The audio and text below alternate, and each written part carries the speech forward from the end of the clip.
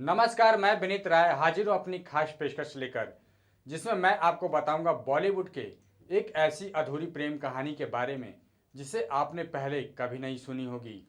बॉलीवुड की सबसे चर्चित अधूरी प्रेम कहानियों में से एक है अमिताभ और रेखा की प्रेम कहानी, जो कभी परवान नहीं चढ़ सकी। वैसे प्रेम तो अपने आप में पूर्ण है, तो क्या हुआ जो कभी उस समाज की रस्मों रिवाज के आगे झुकना पड़ जाता है। ये साबित कर दिया रेखा ने कि उनके प्रेम को मंजिल नहीं भी मिली तो क्या वो ताउम्र उनकी शिराओं में बहता रहेगा यादें बनकर। इस प्रेम कहानी में रेखा का दिल तो जरूर टूटा था, लेकिन उन्होंने दुनिया के सामने उसका रोना धोना करने की बजाय उस गम को हमेशा के लिए अपने सीने में दफन कर लिया। रेखा ने अपने प्यार का गम सीने में तो दफन कर लिया, लेकिन वहीं अमिताभ बच्चन ने भी प्यार किया था, वो भी रेखा से नहीं बल्कि किसी और से। तो आइए अब हम आपको बताते हैं कि आखिर कैसे शुरुआत हुई थी उन दोनों की प्रेम कहानी। रेखा और अमिताभ की मुलाकात पहली बार फिल्म दो अनजाने के सेट पर हुई थी और अमिताभ सुपरस्टार बन चुके थे और जया से शादी भी हो चुकी थी। लेकिन रेखा को कोई खास पहचान नहीं मिली थी। रेखा इतनी खूबसूरत और आकर्षण भी नहीं लगती थी जितनी हम सब ने जहन में वो अभी हैं। और शूटिंग शुरू होने के साथ साथ इन दोनों की चुप चुप प्रेम कहानी भी शुरू हो गई। रेखा ने अपने आप को बदलना शुरू किया और फिल्म हिट रही और इनकी जोड़ी इतनी पसंद की गई कि उन्हें सुहाग, मुकद्दर का सिकंदर और राम बलराम जैसी कई और फिल्में साथ में ऑफर हुई। रेखा के जीवन पर आई कई किताब रेखा द अनटोल्ड स्टोरी में इस रिश्ते के बारे में नई बातें सामने आई है। इस किताब के लेखक हैं यासिर उस्मान। किताब में किए गए तमाम चौंकाने वाले खुलासों में एक है अमिताभ बच्चन और रेखा की फिल्मी जोड़ी, जो टूटने के पीछे की वजह का सामने आया है। किताब के अनुसार अमिताभ बच्चन ने जया के कारण ही रेखा के संग कभी काम न करने का निर्णय लिया था। रेखा ने बताया कि एक बार मुकद्दर का सिकंदर फिल्म में ट्रायल के समय मैं प्रोजेक्शन रूम में पूरे बच्चन परिवार को देख रही थी। जया सामने की सीट पर बैठी थी और उनके माता पिता उनके पीछे। वो उन्हें उतना साफ नहीं देख सकते थे जितना मैं देख पा रही थी। और मैंने फिल्म में हमारे लव सीन के दौरान जया की आंखों में आंसू निकलते देखे। उसके एक हफ्ते बाद इंडस्ट्री में हर कोई मुझसे कहने लगा कि उसने यानी अमिताभ बच्चन अपने प्रोड्यूसर से कह दिया कि वो मेरे संग काम नहीं करेगा, और माना जाता है कि ये दोनों रेखा के एक दोस्त के बंगले पर ही मिला करते थे। लेकिन इनका प्यार सबके सामने तब खुल कर आया जब फिल्म गंगा की सौगंध फिल्म के समय एक वो एक्टर ने रेखा के साथ बदतमीजी कर दी और अमिताभ बच्चन अपना आपा खो बैठे। खबरें ये भी उड़ी कि इन दोनों ने छिप छिप कर शादी भी कर ली है। इन अटकलों को तब और हवा मिली जब ऋषि और नीतू कपूर की शादी में रेखा सिंदूर लगाए और मंगलसूत्र पहनकर पहुंच गई थी। उस रात की तस्वीरें मैगजीन में भी छपी थी। किताब में रेखा ने यह भी बताया कि जब एक सार्वजनिक कार्यक्रम में उन्होंने एक शेर पढ़ा तो उसे लोगों ने अमिताभ के लिए समझ लिया, जबकि उन्होंने वो शेर जया बच्चन के लिए पढ़ा था। जहां अफेयर की खबरें चारों ओर फैल रही थी, वहीं अमिताभ बच्चन इस पर चुप्पी साधे हुए थे। उन्होंने कभी भी खुलकर इस रिश्ते को कबूल नहीं किया, लेकिन रेखा उनका ध्यान खींचने के लिए कुछ न कुछ करती रहती थी। स्टार डस्ट मैगजीन में छपे लेख के मुताबिक रेखा ने एक स्टोर में जाकर कहा कि वे मां बनने वाली है। इसके बावजूद अमिताभ जी की तरफ से कोई प्रतिक्रिया नहीं आई और 1984 में फिल्म फेयर को दिए गए इंटरव्यू के दौरान रेखा ने बड़ा खुलासा किया। उन्होंने किसी की भी फिक्र नहीं की और मैं क्या चाहती हूँ, मैं दूसरी औरत हूँ ना। उन्होंने जया पर भी बिना नाम निशाना साधा कि दूसरा इंसान तो सबकी नज़र में बेचारा बन जाता है। कोई ऐसे शख्स के साथ एक छत के नीचे कैसे रह सकता है, वह जानता है कि वह दूसरे से प्यार करता है। दोनों की अफेयर की खबरें जया तक भी पहुंच चुकी थी। जया ने एक रात रेखा को अपने घर डिनर पर बुलाया। उस रात अमिताभ शहर के बाहर थी। रेखा को लगा कि जया उन पर चिल्लाएंगी या अमिताभ से दूर रहने के लिए कहेंगी, मगर जब रेखा जया के यहाँ पहुंची तो उन्होंने रेखा को अच्छा खाना खिलाया, घर की डेकोरेशन की बात की और अमिताभ का नाम भी बीच में नहीं आया। लेकिन रेखा जब वापस जा रही थी तब जया ने उनसे सिर्फ एक बात कही जो रेखा को सन्न कर गई। बॉलीवुड की सबसे फेमस और चर्चित अधूरी प्रेम कहानियों में से सबसे पहला नाम आता है महानायक अमिताभ बच्चन और रेखा का। रेखा और अमिताभ बच्चन की प्यार की कहानी हालांकि परवान नहीं चढ़ सकी थी, लेकिन आज भी उनके किस्से लोग कहते हैं। प्यार अपने आप में ही एक पूरा सत्य है।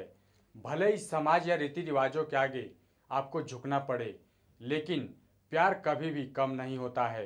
प्यार का मतलब ये नहीं होता कि आप एक साथ रहें, दूर रहकर भी, जुदा होकर भी प्यार कभी कम नहीं होता।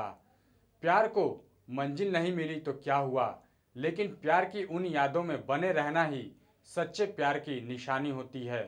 लेकिन क्या आपको पता है, रेखा के अलावा अमिताभ बच्चन और एक महिला को भी छुप छुप कर देखा करते थे और उससे प्यार भी करते थे। उस महिला ने भी बिग बी के दिल में अपनी जगह बनाई थी और उन्हें छुप छुप कर देखने में बिग बी को अच्छा भी लगता था और उन्हें अपना दिल दे बैठे थे।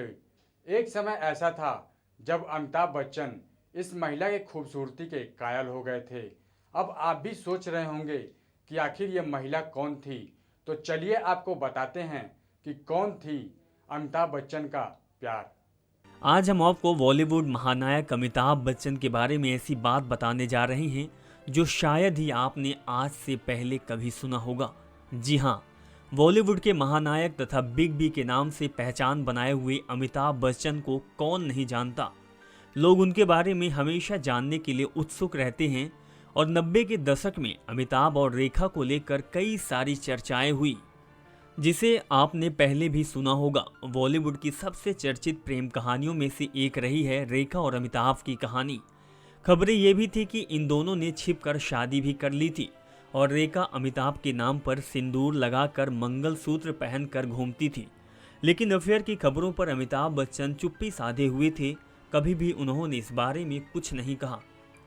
लेकिन हाल ही में एक इंटरव्यू में उन्होंने ये खुलासा किया है कि अपनी युवावस्था में वो किसी खूबसूरत पर फिदा थे और उसे अपना दिल भी दे बैठे थे, जिसे सुनने के बाद हर कोई हैरान हो गया और सभी जानना चाहते थे कि आखिरकार कौन है वो। रेखा के अलावा अमिताभ किसे पसंद करते थे। अमिताभ ने बताया कि वो कॉलेज पोलो ग्राउंड में मैच देखने नहीं, बल्कि उस महारानी की एक झलक पाने के लिए जाया करते थे।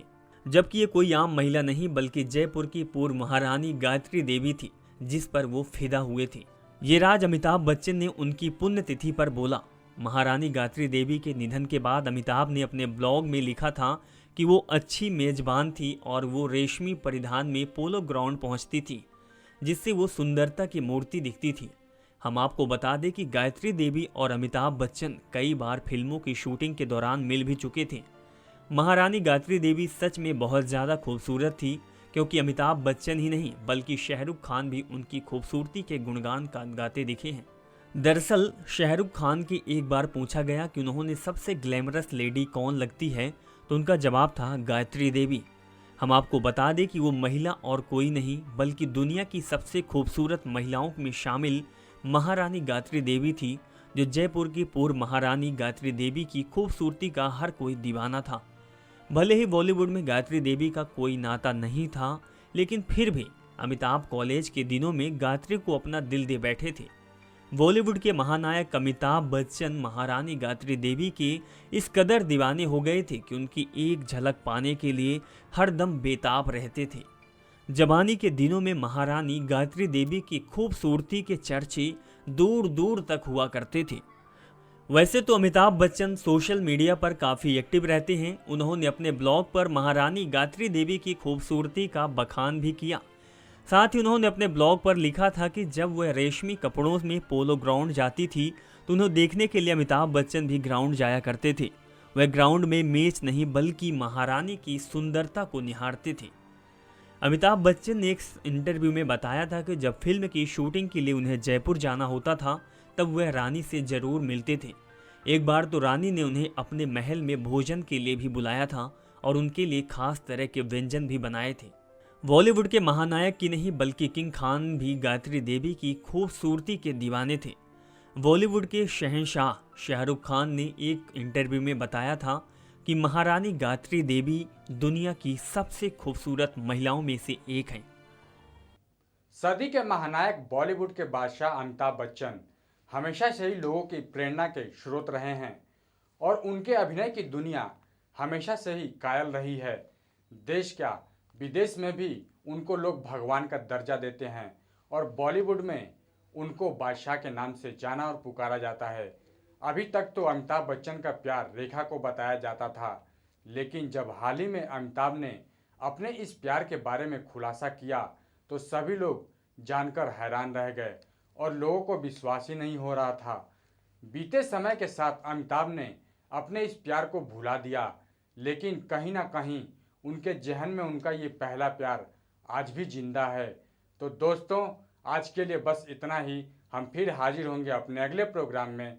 तब तक के लिए देखते रहिए नेक्स्ट 9 न्यूज़। नमस्कार।